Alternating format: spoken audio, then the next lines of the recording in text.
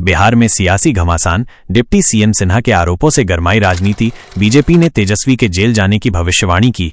बिहार की राजनीति इन दिनों घोटालों के खुलासे के इर्द गिर्द घूम रही है। इसी कड़ी में उप मुख्यमंत्री विजय कुमार सिन्हा ने नेता प्रतिपक्ष तेजस्वी यादव पर गंभीर आरोप लगाकर सियासी तापमान बढ़ा दिया है। सिन्हा ने दावा किया है कि जब तेजस्वी यादव उप मुख्यमंत्री थे तब उन्होंने 26 करोड़ रुपए से अधिक का अवैध भुगतान किया था। इस आरोप के बाद बिहार का राजनीतिक माहौल गर्मा गया है। भारतीय जनता पार्टी बीजेपी के प्रदेश प्रवक्ता नीरज कुमार ने तो एक कदम आगे बढ़ते हुए ये तक दावा कर दिया है कि son of corruption Tejashwi Yadav बहुत जल्द जेल जा सकते हैं। डिप्टी सीएम विजय कुमार सिन्हा ने मंगलवार को एक प्रेस कॉन्फ्रेंस में विस्तृत जानकारी देते हुए कहा कि 2015 से 2017 के बीच जब तेजस्वी यादव उप मुख्यमंत्री के पद पर थे तब 26,16,70,463 रुपए का गैरकानूनी भुगतान किया गया। सिन्हा के इन आरोपों से तिलमिलाए तेजस्वी यादव ने पलटवार करते हुए वर्तमान सरकार के भ्रष्टाचार के मामलों का पर्दाफाश करने की चुनौती दी है। तेजस्वी के इस चुनौती का जवाब देते हुए बीजेपी प्रवक्ता नीरज कुमार ने उनकी संभावित जेल यात्रा की भविष्यवाणी कर दी,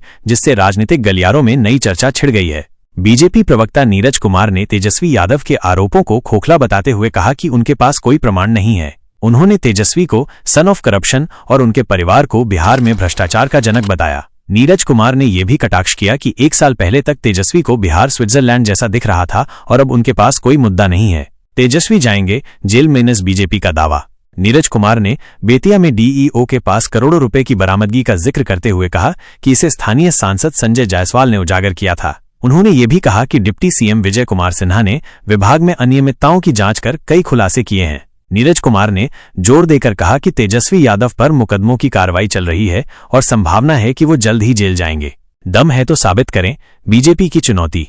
आंकड़ों और तथ्यों के साथ बात करने का दावा करने वाले नीरज कुमार ने कहा कि तेजस्वी का पूरा परिवार जमानत पर है, इसलिए उनके द्वारा भ्रष्टाचार के आरोप लगाना हास्यास्पद है। उन्होंने तेजस्वी से सबूत पेश करने की चुनौती दी और भविष्यवाणी की कि तेजस्वी की प्रेस कॉन्फ्रेंस में भी कोई ठोस सबूत सामने नहीं आएगा। उन्होंने कहा कि सरकार ने स्वयं भ्रष्ट अधिकारियों पर कार्रवाई शुरू की है। रिटायर्ड अधिकारियों पर बहस। नीरज कुमार ने तेजस्वी द्वारा रिटायर्ड अधिकारियों के मुद्दे को उठाने पर भी प्रतिक्रिया दी। उन्होंने राबड़ी देवी के शासनकाल में मुख्यमंत्री के प्रधान सचिव रहे मुकुंद प्रसाद, जो एक रिटायर्ड आईएएस अधिकारी थे, का उदाहरण दिया। उन्होंने कहा कि मुख्यमंत्री अपने विश्वसनीय अधिकारियों को जिम्मेदारी देते हैं और ये प्रावधान पूरे देश में है। तेजस्वी के शासनकाल में भी ऐसा ही था। भ्रष्ट अधिकारियों पर कार्रवाई जारी। नीरज कुमार ने कहा कि वर्तमान सरकार लगातार भ्रष्ट अधिकारियों पर कार्रवाई कर रही है और ईडी, सीबीआई जैसी एजेंसियां लगातार छापेमारी कर रही हैं। उन्होंने तेजस्वी के आरोपों को अंधेरे में तीर चलाने जैसा बताया और उन्हें सबूत पेश करने की चुनौती दी। उन्होंने कहा कि आरजेडी के पास कोई मुद्दा नहीं है और नीतीश कुमार की राजनीतिक यात्रा और एनडीए के कार्यक्रमों की सफलता से विपक्ष बौखला गया है।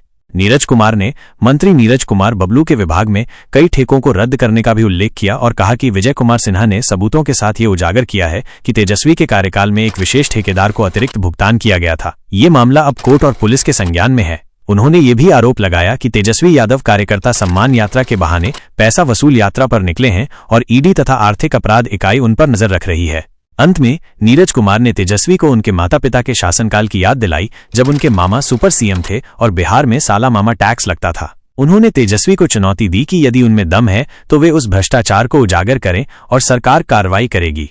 इस प्रकार बिहार की राजनीति में भ्रष्टाचार के आरोपों और प्रत्यारोपों का दौर जारी है, जिसमें डिप्टी सीएम के गंभीर आरोपों के बाद बीजेपी ने तेजस्वी यादव के जेल जाने तक की भविष्यवाणी कर दी है, जिससे राज्य का सियासी माहौल और भी उत्तेजित हो गया है।